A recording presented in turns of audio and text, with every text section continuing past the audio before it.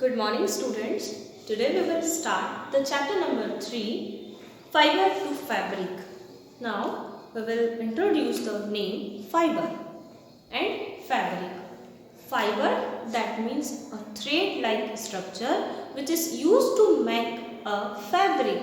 Now what is a fabric? You know that you wear a different type of clothes in different occasion wise as well as season wise. Okay, so whenever you will observe your cloth, so you will see that this is made by a very thin threads. These threads are made by fiber. Okay, so cloth is our basic need and we wear cloth to protect our body, है ना, from the season like a hot summer season, है ना, from heat and as well as from winter. हमें बहुत सर्दियों में भी कपड़े पहनने की ज़रूरत होती है क्योंकि हमारी बॉडी को वार्म रखना होता है और बहुत तेज़ धूप होती है तो बॉडी को बचाने के लिए, हीट से बचाने के लिए भी हम क्लोथ पहनते हैं. ठीक है, तो इस तरीके से क्लोथ हम सीज़न वाइज भी पहनते हैं डिफरेंट, जैसे कि विंटर सीजन में हम वुलन क्लोथ, वार्म क्लोथ पहनते हैं जो गर्म होते हैं, जो हमारी बॉडी को विंटर से प्रोटेक्ट करते हैं. समर सीजन में हम क्या पहनते हैं? समर सीजन में हम कॉटन क्लोथ पहनते हैं, है ना, जिससे एयर क्लोथ से पास होती रहे, बॉडी कूल रहती रहे. ठीक है, सेम उसी तरह फिर रेनी सीजन में हम रेन कोट्स पहनते हैं या कुछ इस तरह के क्लोथ पहनते हैं जो उस सीज़न के अकॉर्डिंग सूटेबल होते हैं. तो इसी तरह आप अलग अलग सीज़न में अलग अलग टाइप के क्लोथ पहनते हैं.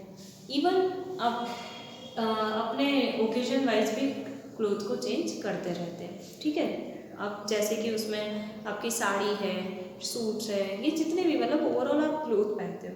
ठीक है, तो जब आपने देखा होगा डेली लाइफ में आप सिर्फ क्लोथ पहनने के अलावा क्लोथ का और भी यूज़ करते हो. और यूज़ कैसा होता है? जैसे कि टॉवल है, ठीक है, नैपकिन्स है, हैंकी, ठीक है, सॉक्स है, कैप्स है. ठीक है, ये सारी चीज़ें आप यूज़ करते हो as a cloth. Now you know that these clothes are made by a very thin threads. ठीक है, जब आप किसी भी क्लोथ को प्रॉपर वे में जज करोगे या फिर आप ऐसी एक्टिविटी कीजिएगा अपने घर पर, किसी क्लोथ का पीस कट करके उसमें से थ्रेड्स को अलग कीजिएगा. ठीक है, तो जब आप उस थ्रेड को अलग करोगे तो आपको समझ में आएगा कि वो थ्रेड भी किसी छोटी छोटी फाइबर्स को मिलाकर या कोई और थीन थ्रेड जिसे हम फाइबर कहते हैं उसे ट्विस्टिंग करके बनाया जाता है. ठीक है, तो वो कहलाते हैं फाइबर. यानी कि किसी भी क्लोथ को बनने की बेसिक यूनिट जो होती है उनके फाइबर्स. फाइबर आपस में कंबाइन होकर थ्रेड बनाते हैं जिसे हम यार्न कहते हैं और वो यार्न की नीटिंग करके उन्हें अरेंज करके प्रॉपर क्लोथ या फैब्रिक बनाया जाता है. फैब्रिक मतलब कपड़ा या क्लोथ. ठीक है, अब फाइबर्स कितने टाइप के होते हैं? तो फाइबर हमें 2 टाइप के मिलते हैं. वैसे तो 3 टाइप कहेंगे पर नेचुरली और दूसरा सिंथेटिक, ये 2 मेन टाइप होते हैं. ठीक है, तो फाइबर्स भी 2 टाइप के होते हैं. ठीक, पहला नेचुरल, दूसरा सिंथेटिक. लेकिन थर्ड टाइप यहाँ पर जो है वो दोनों पर डिपेंड करता है. यानी कि जब नेचुरल फाइबर को हम सिंथेटिक फाइबर के साथ मिक्स करते हैं तो वो तीसरी वैरायटी आती है मिक्स्ड फाइबर. ठीक है, अब नेचुरल फाइबर 1 बाय 1 समझना शुरू करते हैं. What is natural fibre? तो नेचुरल फाइबर मतलब जो आपको नेचुरली अवेलेबल हुआ है. नेचुरली अवेलेबल यानी कि आपको किसी लिविंग थिंग से मिला है, यानी कि या तो प्लांट से या एनिमल से मिलने वाले जो फाइबर्स होते हैं वो नेचुरल फाइबर्स होते हैं. ठीक है, और सिंथेटिक का मतलब होता है जो ह्यूमन बीइंग द्वारा बनाए जाते हैं. तो नेचुरल फाइबर में सबसे पहले हम पढ़ेंगे एनिमल फाइबर. एनिमल फाइबर मतलब क्या? जो आपको एनिमल के हेयर्स से मिलते हैं. आपने देखा होगा शिप को. ठीक है, शिप की जस्ट ऊपर वाली सरफेस होती है ना जो काफ़ी गफी होती है, जो होती है वूल. ठीक है, वो शिप से हमें कौन से फाइबर मिलते हैं? वूल फाइबर. हम उस फ्लीस को, उसके ऊपर का जो पूरा कवर होता है ना, वूल का एक कवर की तरह जैकेट पहना हो इस तरह से उसकी स्ट्रक्चर होती है. ठीक है, उसे हम फ्लीस कहते हैं. उस फ्लीस को जब हम काटते हैं तो उसमें से हमें छोटे छोटे वूल फाइबर्स मिलते हैं और वो वूल फाइबर को हम इंडस्ट्री में भेजकर उससे वुलन थ्रेड बनाया जाता है, वुलन यार्न बनाया जाता है और उस वुलन यार्न से हम क्या करते हैं? उसके स्वेटर्स और वार्म क्लोथ बनाते हैं, शॉल्स वगैरह बनाते हैं, मफलर बनाते हैं, कैप बनाते हैं, सॉक्स बनाते हैं, ग्लव्स बनाते हैं. ठीक है, स्वेटर बनाते हैं, ये बहुत सारी चीज़ें बना लेते हैं. तो ये वूल भी क्या हुआ? वूल एक एनिमल फाइबर हुआ क्योंकि हमें किससे मिला है, शीप से। उसी तरह कहीं एंगोरा रैबिट, एंगोरा गॉट, ठीक है, कैशमेयर गॉट, इस तरह की कुछ ब्रीड्स के नेम आपने सुने होंगे जो कि रैबिट की और गॉट की ब्रीड्स होती है। उनके हेयर्स काफ़ी लंबे लंबे होते हैं जिनके हेयर्स को कट करके एज अ फाइबर यूज़ किया जाता है। देन याक, कैमल, इन सभी की हेयर्स को कट करके इन्हें एज अ फाइबर यूज़ किया जाता है, इसलिए हम इसे एनिमल फाइबर कहते हैं। ठीक है, उसी तरह सेकेंड एग्जाम्पल है प्लांट फाइबर। तो प्लांट फाइबर क्या होता है, जो कि हमें प्लांट से मिलता है। फॉर एग्जाम्पल कॉटन, कॉटन की बॉल्स आपने देखी होगी, कपास जिसे कहते हैं, उसकी बॉल से जो छोटे छोटे फाइबर निकलते हैं जिसे हमने घर में रुई भी कहते हैं। ठीक है, तो वो कॉटन को उसके थ्रेड बनाकर उसका भी क्लोथ बनाया जाता है। सेम जूट फाइबर है, हेयर है, ठीक है, और ये खोयर, हैम, इस तरह के जो दूसरे हेरी सब्सटेंस होते हैं या फाइबर सब्सटेंस होते हैं जो कि हमें प्लांट से मिलते हैं, तो इसलिए इन्हें हम प्लांट फाइबर कहते हैं। तो फाइनली हमें नेचुरल फाइबर का मीनिंग समझ में आया, जो नेचुरली मिलते हो, जिसके लिए कोई ह्यूमन बीइंग को कोई प्रोसीजर नहीं अप्लाई करना पड़ती है। ठीक है, जैसे कि सिंथेटिक फाइबर में केमिकल से बनाना पड़ता है, तो वो ह्यूमन बीइंग द्वारा बना हुआ है कि केमिकल को मिलाकर केमिकल की हेल्प से हमने फाइबर्स जैसी स्ट्रक्चर तैयार की है। बट नेचुरल फाइबर में क्या होता है, जो नेचुरली मिलता, तो नेचुरली या तो प्लांट से मिलता है या तो एनिमल से मिलता है। जो एनिमल से मिलता है उसका एग्जाम्पल है वूल, शीप से मिलने वाला, फिर कैशमेयर गॉट, रैबिट, ठीक है, या कैमल, इनसे मिलने वाले हेयर्स, और एक और छोटा सा इंसेक्ट है जो हमें जो एनिमल फाइबर देता है। कौन सा इंसेक्ट देता है, सिल्क। सिल्क से हमें सिल्क जो मिलता है वो हमें सिल्क वॉर्म से मिलता है। वो जो सिल्क वॉर्म होता है वो हमें काफ़ी अच्छी क्वालिटी के सिल्क देते हैं जो बहुत महंगे होते हैं, और उनके क्लोथ भी काफ़ी सुंदर नज़र आते हैं, है ना, बहुत ब्यूटीफुल लगते हैं उसके क्लोथ।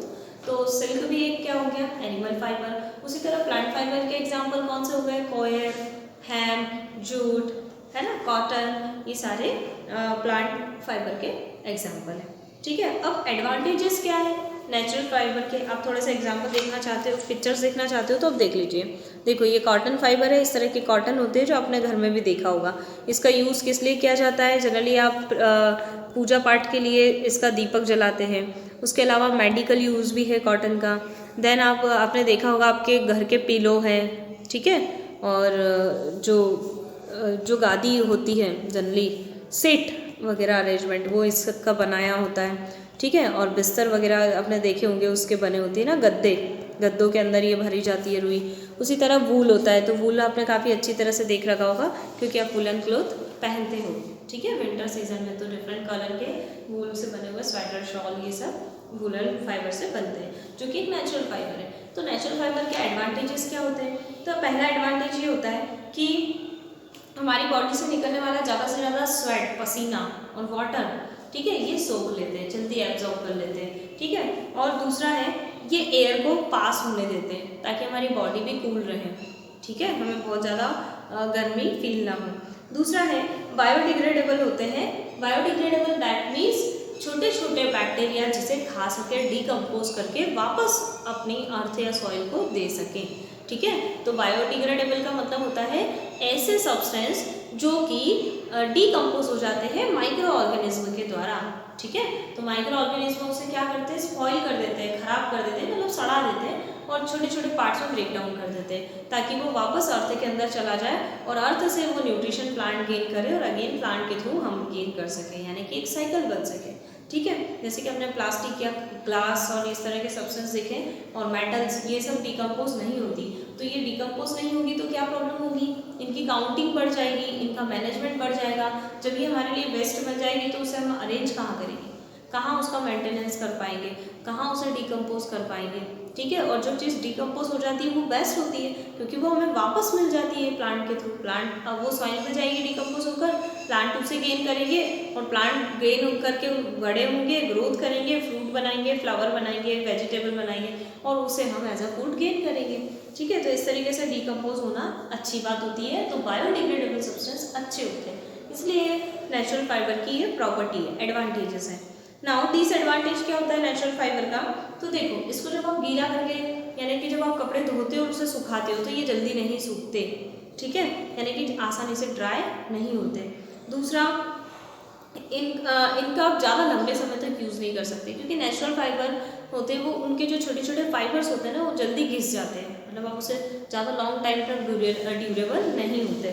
थर्ड है, अगर आप इसको लगातार वॉश करते रहोगे तो ये श्रिंक हो जाते हैं, ठीक है। बार बार आप जैसे जैसे उसका यूज़ करके धोते रहोगे, कपड़ों को वॉश करते रहोगे, तो वो श्रिंक हो जाते हैं। दूसरा है, अब ये बायोडिग्रेडेबल होते हैं, यानी कि इन पर बैक्टीरिया का अटैक भी आसानी से हो जाता है। तो इसको छोटे छोटे इंसेक्ट के थ्रू कपड़ा अगर रखा रहेगा तो उस पर बैक्टीरिया का अटैक हो जाएगा, वो धीरे धीरे उस कपड़े को डिकम्पोज कर देंगे, ठीक है।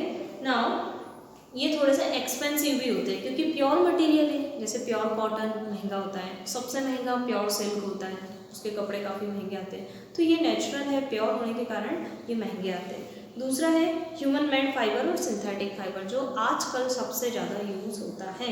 ह्यूमन मेड या सिंथेटिक मतलब जिसे ह्यूमन बीइंग ने बनाया है, जिसे लैब में, लेबोरेटरी में केमिकल के थ्रू ये फाइबर्स को बनाया जाता है। For example polyester, nylon, Terylene, ठीक है, एक्रिलिक, ठीक, ये सारे फाइबर्स ऐसे होते हैं जो ह्यूमन बीइंग ने लेबोरेटरी में केमिकल के थ्रू बनाए हैं। अब सिंथेटिक फाइबर के क्या एडवांटेजेस हैं? तो सिंथेटिक फाइबर होता है ड्यूरेबल, यानी कि टिकाऊ होता है, स्ट्रॉन्ग होता है। अभी हमने पढ़ा कि नेचुरल फाइबर क्या होता है, ज़्यादा लंबे समय तक नहीं पहनोगे, वो कपड़ा धीरे धीरे पतला होता जाएगा, उसके फाइबर घिसते जाएंगे और वो फटने की चांसेस भी आ जाती है। लेकिन सिंथेटिक फाइबर जो केमिकल से बना होता है, उसके फाइबर काफ़ी स्ट्रांग होते हैं, वो बार बार वॉशिंग करने से वो वीक नहीं होते, और फाइबर वीक नहीं होंगे तो उसके थ्रेड्स अच्छे रहेंगे, थ्रेड अच्छे रहेंगे तो पूरा फैब्रिक अच्छा रहेगा। दूसरा, they not absorb much water, dry and fast and wrinkle free, मतलब जैसे नेचुरल फाइबर में बार बार रिंकल यानी कि झुर्रियाँ पड़ जाती थी, सल पड़ जाते थे, ठीक है, वैसी चीज़ें यहाँ पर नहीं होती। दूसरा, ये इजीली ड्राई भी हो जाते हैं, वाटर जल्दी से इवापोरेट करते थे। दूसरा है, ये केमिकल से बने तो इस पर बैक्टीरिया का अटैक नहीं होता, इस पर माइक्रो ऑर्गेनिज्म अटैक नहीं करते, यानी कि नॉन बायोडिग्रेडेबल होते हैं, ठीक है। अब डिसएडवांटेज पढ़ेंगे। डिसएडवांटेज में क्या है, जैसे कि हमने देखा कि वहाँ पर natural fibre easily sweat, body से निकलने वाला जो पसीना होता है उसे एब्जॉर्ब कर लेते हैं, जबकि ये स्वेट को एब्जॉर्ब नहीं करते। दूसरा है, ये बहुत आसानी से आग पकड़ लेते हैं, मतलब सपोज कर लो किचन वगैरह में कहीं वर्क कर रहे हैं और एक्सीडेंटली अगर कहीं हल्की सी चिंगारी लग जाती है या फ्लेम लग जाती है तो उससे बहुत जल्दी ये कपड़े आग पकड़ लेते हैं, यानी कि फायर बहुत जल्दी कैच कर लेते हैं। नॉन बायोडिग्रेडेबल होते हैं और ये एयर को पास नहीं होने देते, ठीक है, यानी कि अगर एयर बाहर से बॉडी के अंदर पास नहीं हो पाएगी तो इससे हमें काफ़ी गर्मी फील होती है, हॉट फील होता है और इतना अच्छा फील नहीं होता जितना नेचुरल फाइबर पहनने से होता है। Now third one is mixed fibre. तो मिक्स फाइबर कुछ इस तरह से आपने देखा होगा, इस तरह का मटेरियल जो दिखने में काफ़ी सिल्क जैसा लग रहा है बट एक्चुअल सिल्क नहीं होता, क्योंकि सिल्क बहुत महंगा होता है और आपको सिल्क जैसा ही कोई क्लोथ मार्केट में मिल रहा है, यानी कि वो मिक्स किया हुआ है। दूसरा, इस तरह का आपने देखा होगा।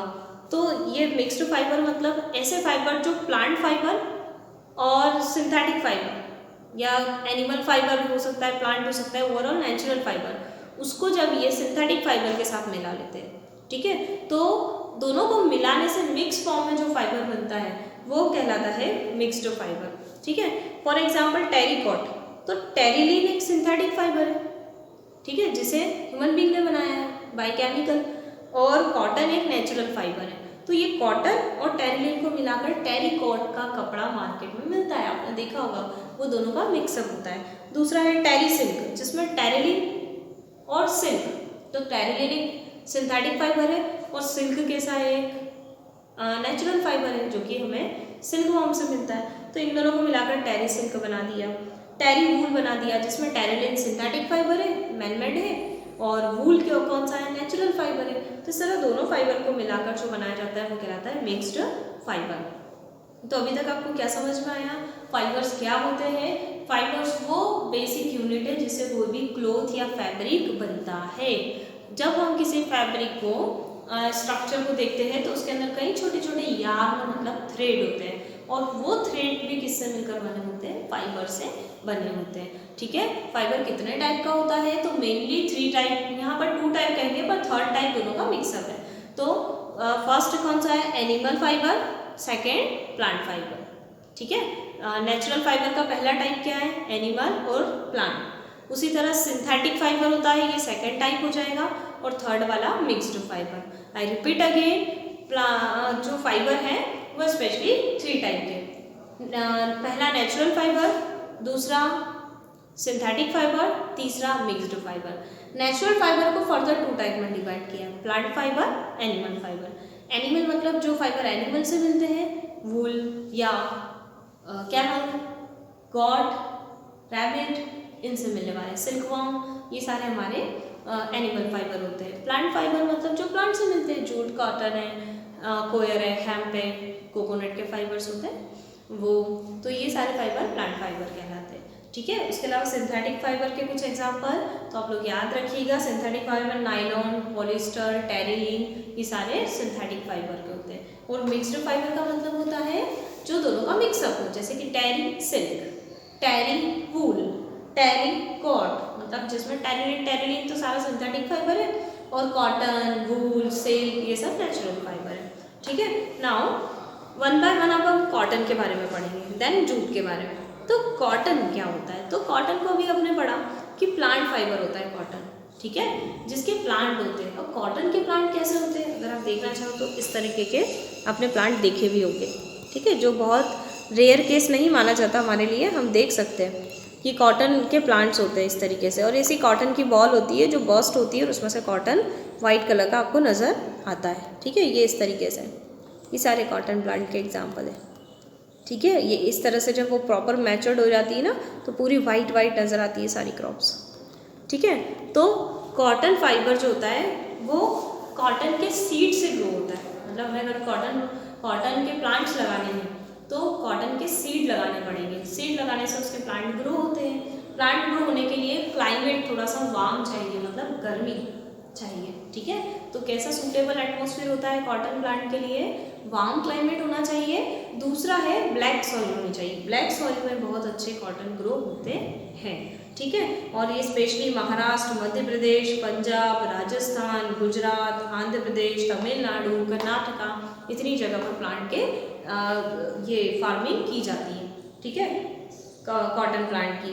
नाउ कॉटन प्लांट के लिए कितना टेम्परेचर होना चाहिए, 25 डिग्री सेल्सियस इनके लिए सबसे सूटेबल टेम्परेचर होता है। ठीक है, और इन्हें वाटर की भी अच्छी रिक्वायरमेंट होती है, मतलब कम से कम 60 सेंटीमीटर से 100 सेंटीमीटर जहाँ पर बारिश होती हो, ठीक है, उतना इनको बहुत सूटेबल होता है। वहाँ पर इनकी ग्रोथ जो होती है कॉटन प्लांट की बहुत अच्छी होती है, ग्रो अच्छी होती है।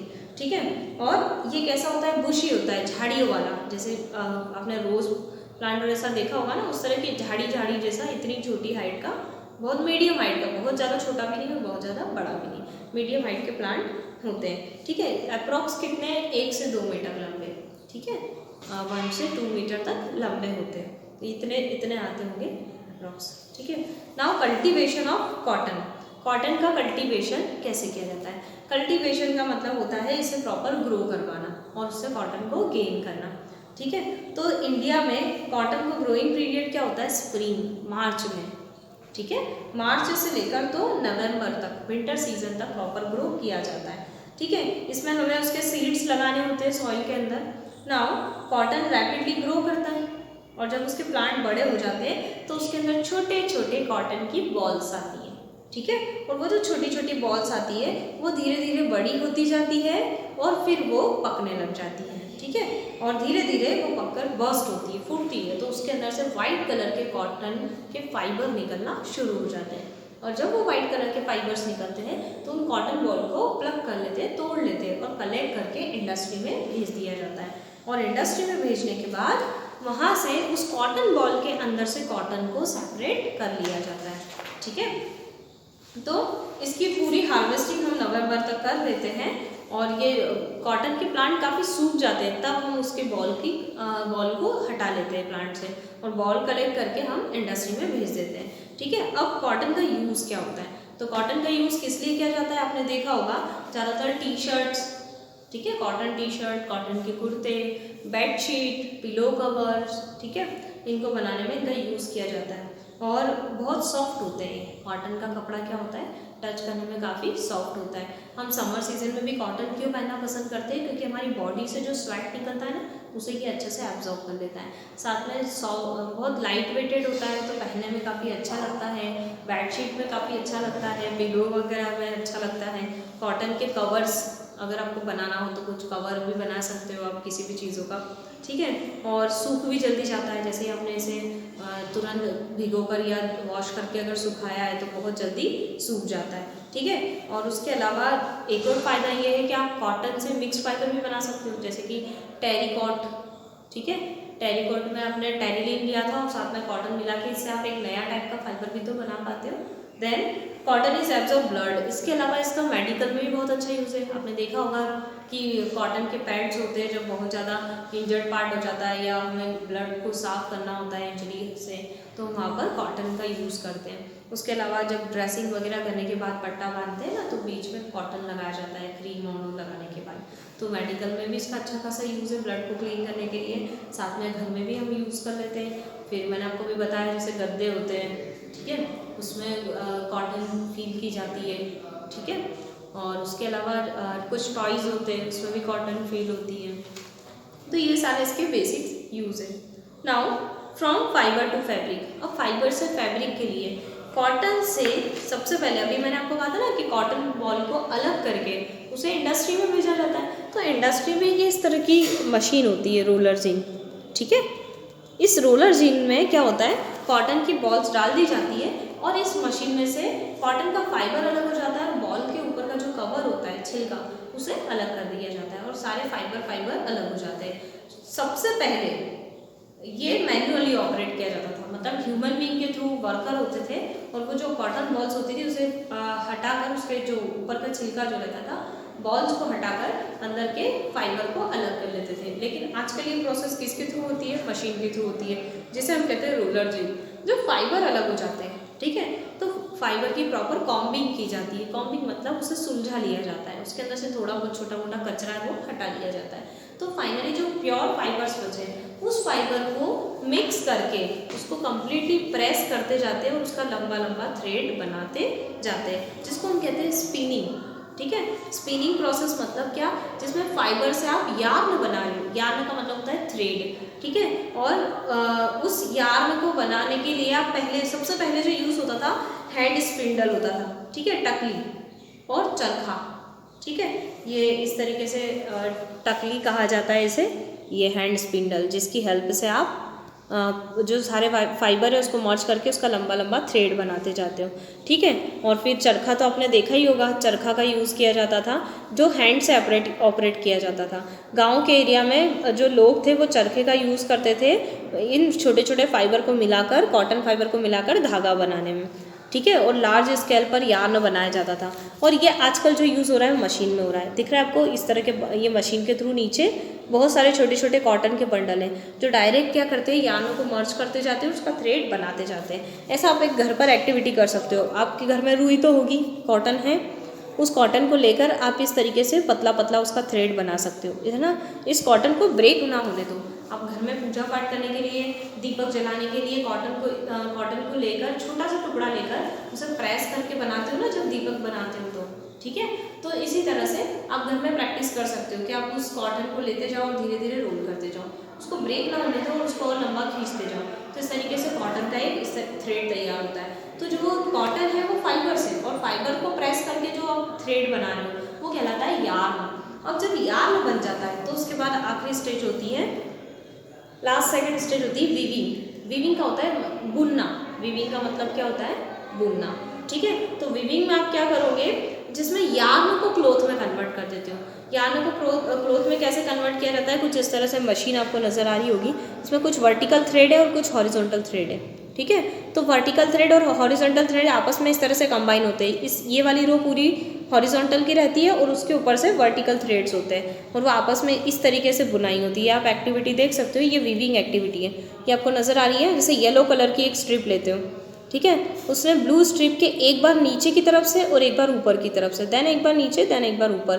तो इस तरह ऑड इवन पैटर्न को आप चलाकर उसको प्रॉपर वीविंग प्रोसेस कर सकते हो। ये एक्टिविटीज़ है, कुछ स्ट्रिप को कट कीजिएगा, ठीक है, और कुछ इस तरह से इस शीट को फोल्ड करके यहाँ पर कट लगाइए। कट लगाने से अब उसकी जो ब्लू स्ट्रिप थी, ब्लू स्ट्रिप में एक बार आप येलो कलर के स्ट्रिप लगा कर देखिए और एक बार रेड कलर के स्ट्रिप को फिट करके देखिए। तो इस तरह से आप जब भी नीटिंग करोगे, वीविंग करोगे, तो वीविंग से इस तरह से चेन स्ट्रक्चर से, सपोज कर लो ये हॉरिजॉन्टल है, तो ये नीचे वाला थ्रेड है, ये एक बार इसके ऊपर से और एक बार नीचे से, देन एक बार इसके ऊपर एक बार नीचे, कुछ इस तरह से नीटिंग प्रोसेस की जाती है। ठीक है, तो इस तरह से हमने यार्न से नीटिंग और वीविंग, तो वीविंग और नीटिंग दोनों का मतलब होता है बुनना, पर वीविंग में जो मैंने आपको बताया ये वाली प्रोसेस होती है, और नीटिंग में आप ये वाली प्रोसेस कर सकते हो। ये आपको 2 मेटल के स्टिक दिखाई देती है, ठीक है, और उस स्टिक की हेल्प से इस तरह से आप बुनकर कपड़ा बना सकते हो। तो ये कहने में दोनों यार्न से फैब्रिक बनाना कहलाता है। ठीक है, यानी कि यहाँ पर वीविंग में आपको बहुत सारे थ्रेड लेने हैं, बहुत सारे हॉरिजॉन्टल और बहुत सारे वर्टिकल थ्रेड लेने हैं, लेकिन नीटिंग में आपको सिर्फ एक ही थ्रेड से बनाया जाता है। दोनों में डिफरेंस समझ में आया? वीविंग में आपने देखा होगा बहुत सारी स्ट्रिप ले रखी है ना एग्जाम्पल के लिए, वैसे यहाँ पर बहुत सारे थ्रेड लेने पड़ते हैं, सारे वर्टिकल थ्रेड और सारे हॉरिजॉन्टल थ्रेड। ठीक है, तो हॉरिजॉन्टल थ्रेड में वर्टिकल थ्रेड को अरेंज करके एक स्ट्रक्चर तैयार की जाती है, लेकिन यहाँ पर नीटिंग में आपने घर पे देखा होगा ऊन के जनरली स्वेटर्स और ये बनाए जाते हैं, तो वो आप सिंगल रील लेते हो आप बस उस यार्न की, और एक सिंगल थ्रेड से सिलाई बोलते हैं जिसे, 2 मेटल स्टिक जो होती है उसकी हेल्प से आप नीटिंग प्रोसेस कर लेते हो। ठीक है, तो आज के लेक्चर के लिए इतना ही। आप लोग जूट तक अच्छे से रीड कर लीजिए, then next lecture we will discuss about the jute plant, है ना, कॉटन तक आप लोग पढ़ लीजिए। Thank you.